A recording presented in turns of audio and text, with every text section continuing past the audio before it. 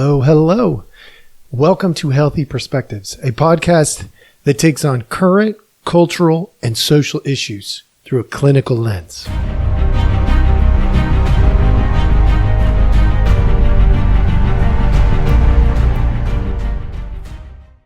Hello. All right. Thank you so much for joining us. As always, we appreciate your time. Please, if you haven't done so already, like, subscribe, follow. All of those things do help us keep the content coming. As a therapist, I deal with a lot of things in my office. And today I'm actually just going to free flow on this one because, to be honest, I got a lot of mixed feelings on it just in general. But we're going to talk about dating. There's this, well, first of all, we'll talk about the traditional version of dating, but then we'll also talk about the form of dating that most people don't think about. It's the dating after you've already married or committed to the person that you're with. Both of those things are extremely important. And so we'll make sure we hit both of those. The starting spot, though, is I got to tell you, for those of you who are in the dating realm, the traditional dating realm, meaning you don't have a partner yet, I don't envy your position. I know some of you enjoy that aspect of your world. I don't know. For me, how well I could navigate. I didn't navigate it very well to begin with. For a guy who's a social science guy, you might think, oh, he knows what to do. And knowing the answers and being able to apply the answers are totally different, pieces of the puzzle. And I would like to think I could, but chances are I wouldn't very well. There's partly because I'm a little bit, I don't know, I'd say I would get a little bit annoyed with the model that is pressed upon all of you today who are in the dating realm. For instance, I've got clients that come in and they're like, I want to date somebody, but I want to date somebody from my town. I want to date somebody that I can see regularly. I want to date somebody that I don't meet through some online form. And that's unusual now, which is weird to me. When I was dating, it was pre-2006. It was back all the way into the 1900s. I know that's super old for many of you, but at the end of the day, I didn't have the option of doing these dating apps and meet somebody in your town here, or the weirdest thing that I think we saw was people putting stuff in like the nickel ads or the newspaper looking for single blah blah blah, like whatever. And now, like, I don't know, from what I hear, at least, that's archaic. People don't, look for dates in the newspaper, in their local newspapers. They are looking for dates on dating apps and through social media and online forums. And that's odd to me. So let's just talk about the whole idea of dating. When I work with people who are in that phase of their life, I start with, let's figure out who you are. Because at the end of the day, if you are not consistent with your personality, you may find somebody, but it's not going to be the right somebody, because you will have created some sort of facade just to meet them. So, for instance, if the dating app thing is just not your jam, don't do it. You're like, but then that limits who I can meet and how it goes down. And it's true. It's true. But the alternative is you have to explain why you were being fake. And we know one thing for sure: trust is built off of truth, authenticity, and transparency. It is not built off of facades. Trust is built off of truth, authenticity, and transparency. And the thing that destroys trust are lies, secrets, and deceptions. So if you are not authentic to who you are in the dating process, then how in the world are you going to find the person who has the perfect flaws that match up with you in just the right ways? How are you going to do that? Truth is, you're reducing your chances because you're starting off with needing to be forgiven for being deceptive from the get-go. And that's a problem. Now, I did throw out something that I want to highlight for those of you in the dating world. What are you looking for? I've already said this, but I said it flippantly because that's just where my mind goes. In the dating world, it's I learned this from my other mother. I have my mother who passed away a few years back, and then I have my other mother. Her name is Vicky. She was she is my best friend's mother. And I remember one time she pulled me aside and she said, look, if you're going to date, you're not dating to find the perfect person. I'm like, everybody says you're trying to find the person who's perfect. She says, you're trying to find the person who has the perfect flaws for you. The ones that are tolerable, the ones you can handle, because everybody you meet is going to have some flaws.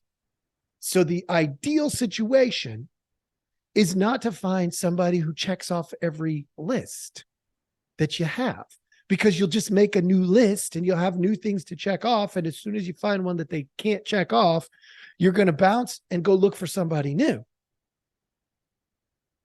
But if the things they don't have line up with things that you can handle, she's not good at math. I'm good at math.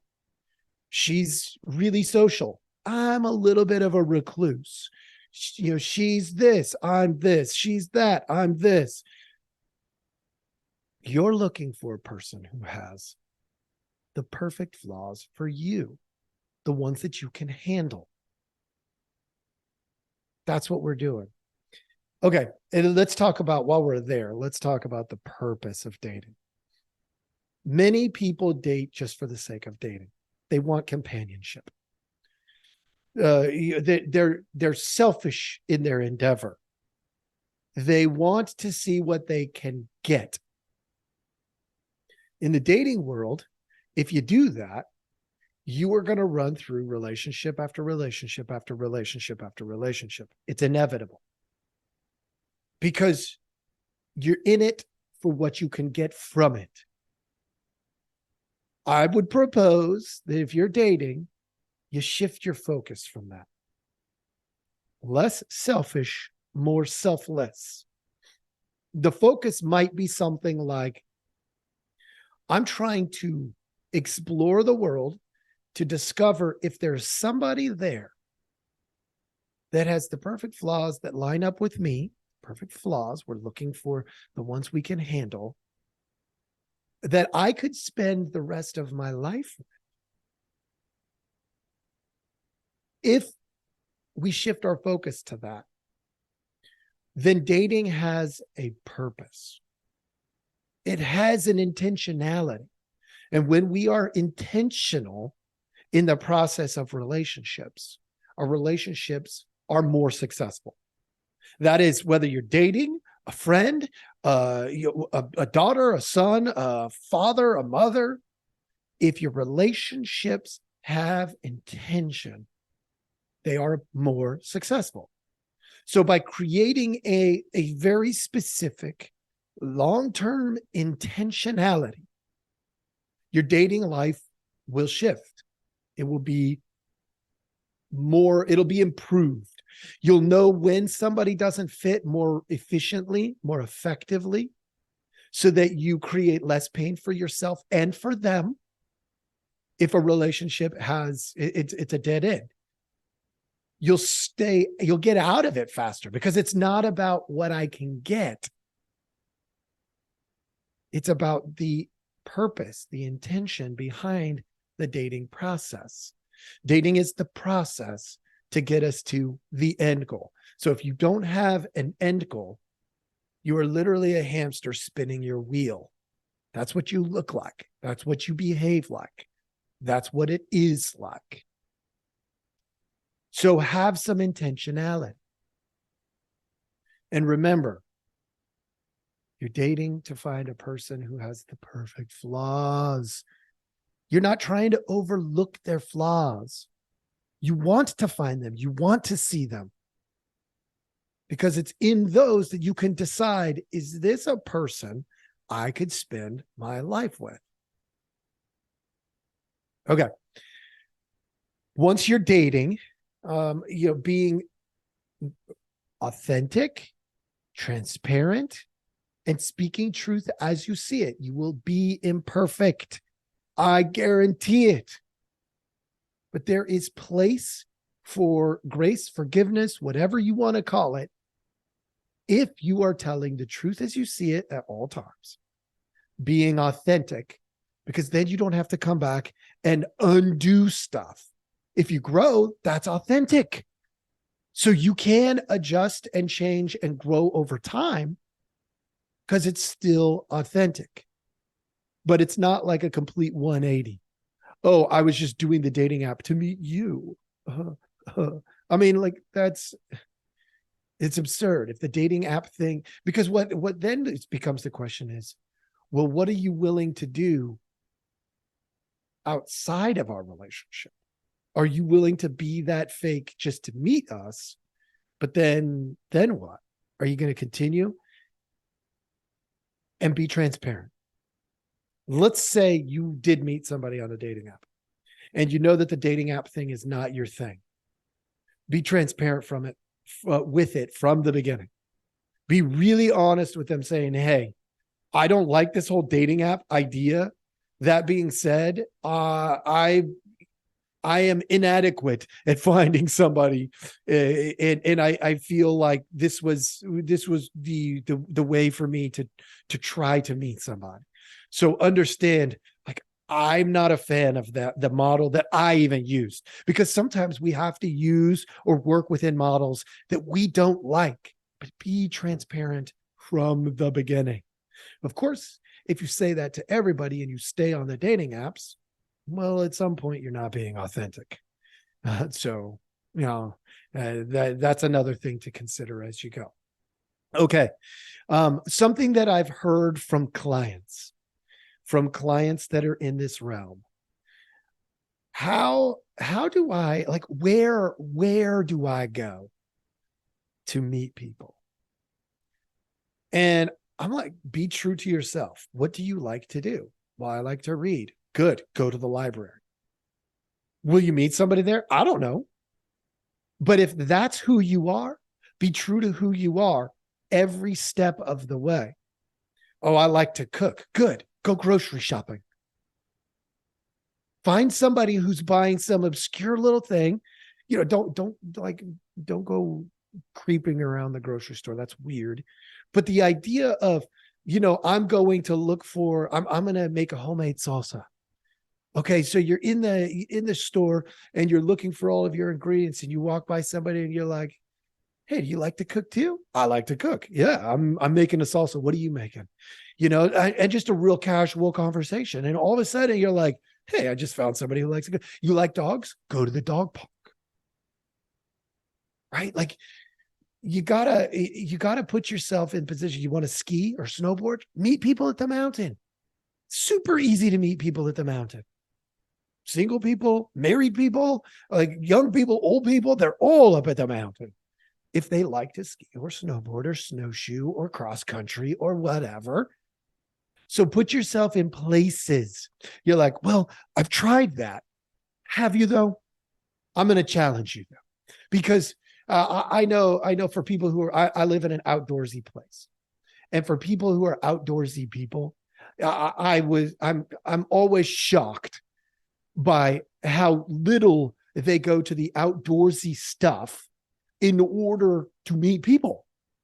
They're like, well, when I get outside, I just go up to the mountains and I just do my thing. Yeah, selfish. You're just doing your thing. If you want to be in a relationship, you have to purposely put yourself in a position to be around other people who want similar things.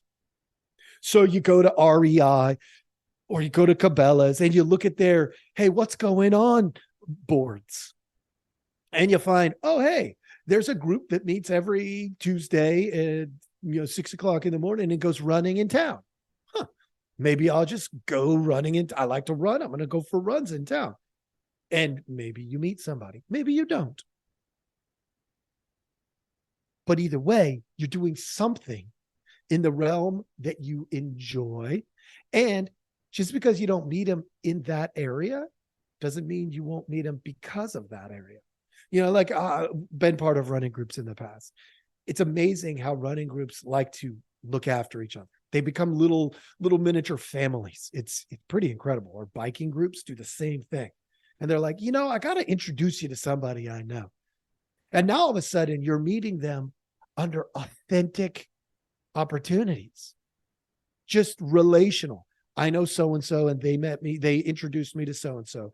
Well, now we're just playing the relational, let's get them connected game. Not necessarily. It could just be product of opportunity. Yeah. Hey, I was just talking to so-and-so and I haven't talked to them in a long time.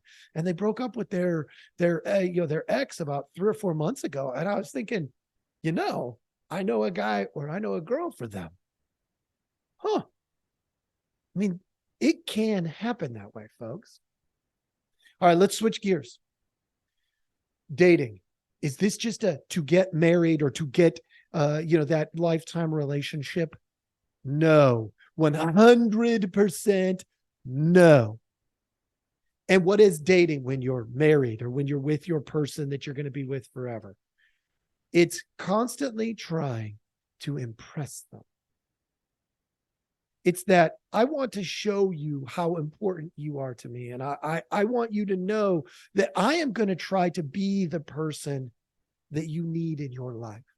I'm going to fill your weaknesses where I have strengths. So as somebody who is married and been married for a long time, this is one of those areas that ebbs and flows a little bit. When you find yourself getting further from your person, that is your indicator. It's time to take them on a date. Sometimes people schedule them weekly. When you have children, if you don't schedule them, they don't happen. But if you stop dating, the relationship will inevitably begin to fade. It will happen because maintaining relationships takes effort, work, sacrifice for somebody else. Well, I don't know. I'm really not into giving massages. Give a massage then. It makes it special. I really don't want to go for walks. It's kind of annoying. I go for my run in the morning or I go for my run in the evening and then she wants to walk or he wants to walk. It's like, suck it up, buttercup. Because dating them means sacrificing for them, creating connectivity. Well, she really likes fast food. I don't like fast food. Okay, fine. Once every couple of months, take her on a date to fast food. Not because you like it, because they like it. And keep that dating going until the day you die. That's the commitment, folks. Because there's going to be changes in growth that occur in every relationship, in every individual. And if you don't keep dating, you're going to miss the changes in the growth. And then one of you is going to grow into a different direction and you're not going to be pulled back together. So the fact that it ebbs and flows is normal. But so is dating the person that you've been with for 10, 20, 40, 70 years and learning something new about them. something that maybe they didn't even know until yesterday about themselves. It's a process, folks, and you got to keep it going. From the beginning, from day one, being truthful, transparent, and authentic until the day you die, being truthful, transparent, and authentic. And remember, as you grow, there's going to be new things that you like and don't like. And you're constantly going to have to assess, what do you do with this information? Do it together. Struggle with it together. If there's something new about them that you don't like, that's okay. It's your job at that point to say, how can we set healthy boundaries so that we can keep dating and keep falling in love over and over and over and over? And so today, my notes literally just said dating. I free flowed this. I don't know what it's going to sound like, to be honest. I don't listen to myself. So you're going to have to tell me, folks. You're going to have to let me know, how did I do? Was it okay? Was it a reasonable, sort of pathway? Did it make sense? All of that stuff, please let me know. You leave comments on Rumble, YouTube, wherever you listen to your podcasts. And thank you so much for joining us. Have a good one.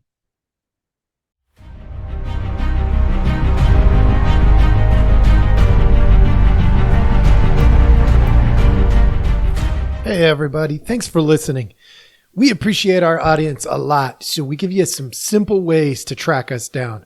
Please like, subscribe, and follow all the podcasts on different platforms, but you can also email us at healthyperspectives@protonmail.com, or you can check out our website at healthy-perspectives.com/podcast. It's a backward slash. So if you want to go to our landing page, if you go to healthy-perspectives.com, you'll still find us. You just got to click on the podcast button. Thank you so much.